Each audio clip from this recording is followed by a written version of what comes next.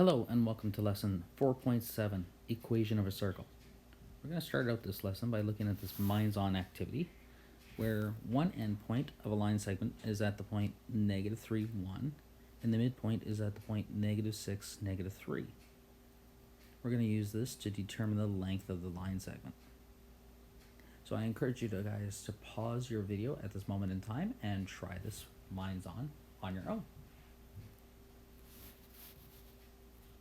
Okay, so now that you've tried this out on your own, I'm going to try this my way. What I would have done is I would have actually found the length of this line segment based on this midpoint and the end point. Use that, find out double that length to actually get the length of the full line segment. So I'm going to assign this as x1 and y1, and this is x2 and y2. I'm going to use my distance of a line segment formula.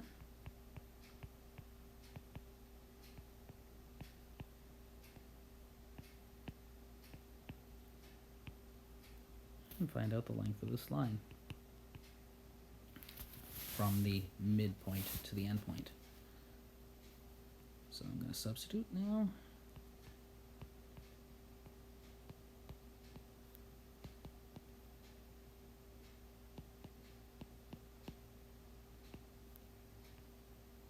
Okay, using my calculator, I'm going to work this out.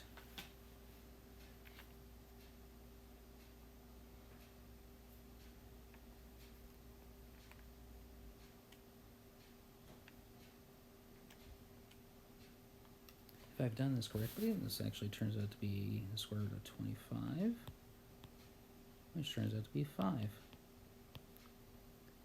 So that means the line segment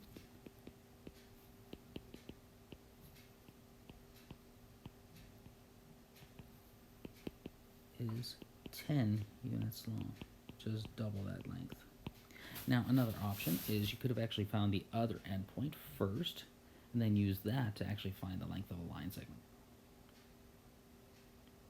Okay, so let's move on to the actual lesson of this unit. So circles are everywhere in real life, and because these are useful, what we've got to actually do is we've got to actually determine the equations of such things if we were to place them on a graph grid.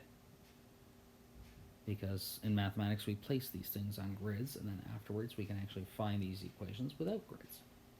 So if we place this circle, as you can see on this graph grid, with the center 0, 0, how would we actually figure out the equation of the circle? Well, in order to find this out, what I'd like to do is I'd like to propose the fact that we can actually draw a line from the edge of the center to the outer edge of a circle, and we can find out the length this direction here and the length here to actually find out what the radius is of the circle. So we can call this length x, we can call this length y, and we can call this length r. I'm going to call it r for the specific fact that it is the radius of the circle. Now, this doesn't have to happen just in this location. We can have it drawn over here, this line. Still call this length x, still call this length y, still call this length r. We can even have it in any quadrant we want. And any length here, x, any length here, y, and any length here, r. Well, what you might notice is these are all right-angled triangles. And these all right-angled triangles have a property that we know. So,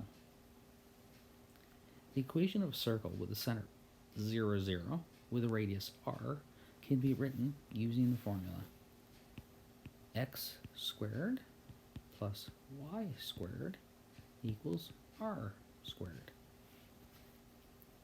What you can notice is the values of x and y, when you square them, they actually turn out to be positive values, therefore giving you a radius that's always positive. Doesn't matter if the value of x is actually a positive and or a negative value.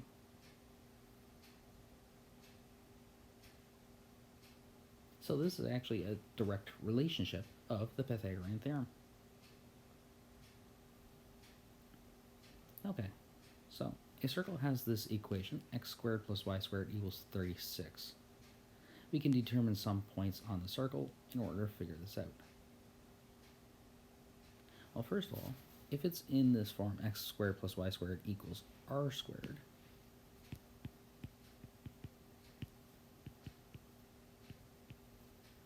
then r squared is actually the value of 36. And that means the radius is the square root of 36, which is just 6. So what we can do is I can draw a little sketch of this circle that I have here. Knowing that my radius is 6, that means it's going to go out 6 from the center. If it's at 0, 0. It can also go towards the left. It can go up, and it can go down. So the circle could look like this. Based on this, what we can actually do is we can find some points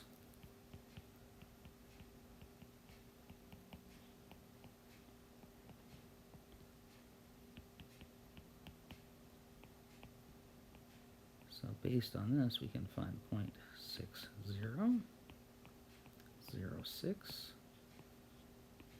negative 6, 0, and 0, negative 6. Now this only gives 4 points. Could we find any other point on the circle? Well, the idea is actually, yes, we could. All we have to do is choose a value between the values of negative 6 and 6 and substitute in for x or y. So let's try to find another point by choosing a point. So let's choose x. And this time we'll choose x to be between negative 6 and 6, so let's say 1. So if I choose x equal to 1, that means this is 1 squared plus y squared equals 36.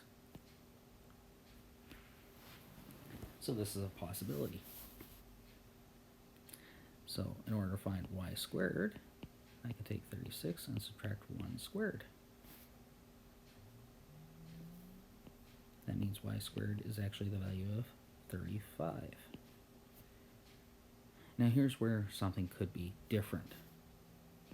So because y could be both a positive or a negative value, what we have to do is when we square root this value of 35, we have to add another piece to it. Because it could be positive or negative, what we do is we add the symbol in front of the square root as a plus or minus, because this intuitively determines whether or not y can be positive or possibly negative, as we can see on our graph grid. It can be going up or down, or it can be going left or right. So in this case, you can actually find two values of y, and I'm going to approximate this to, I'm going to write that plus or minus still there. I'm going to use my calculator and work out the square root of 35, which is approximately 5.916 units. So some other possible points on this grid, on the circle,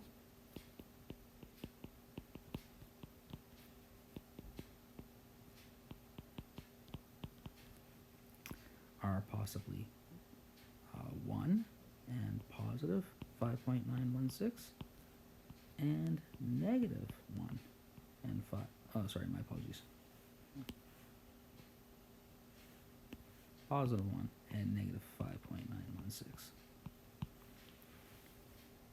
Likewise, we can choose values that are x equal to negative. You can choose x values that are positive, but as long as your values that you choose are either x or y and be between the values of negative 6 and 6, because those are the maximum radius size. So I can let you guys choose other values to find. Okay. So what we can also do is determine whether or not a point lies on a circle, inside a circle, or outside a circle.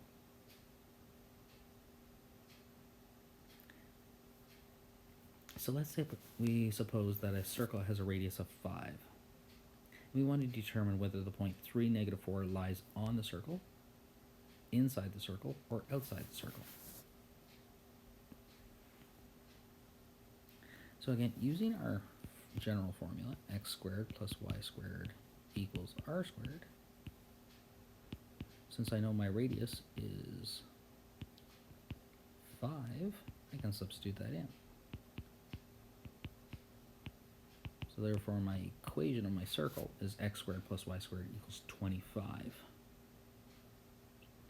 Now, if this circle that I have here with radius 5, right here, if the point was inside the circle, then we're going to find a value less than the radius. So inside the circle means we would find a value that's inside the radius.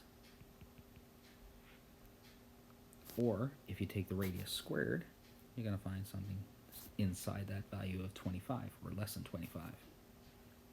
So this value, x squared plus y squared, will actually be less than 25. However, if you find a point on the circle, let's say, then what you'll actually find is x squared plus y squared will equal 25.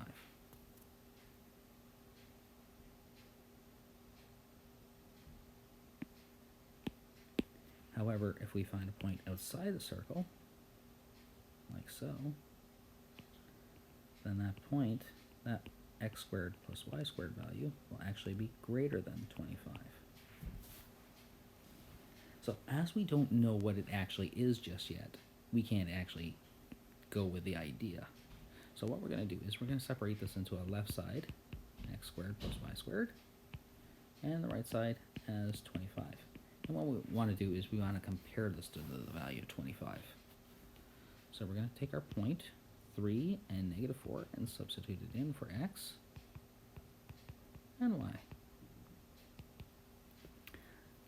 Again, using our calculator, 3 squared plus -4 squared equals 25. So we actually find out this value of 25 is equal to the right side, 25. So this means, therefore, 3 and -4 lies on the circle. And by the same properties, you can see any other point, whether it lies inside the circle or outside the circle. And thus concludes the end of this lesson.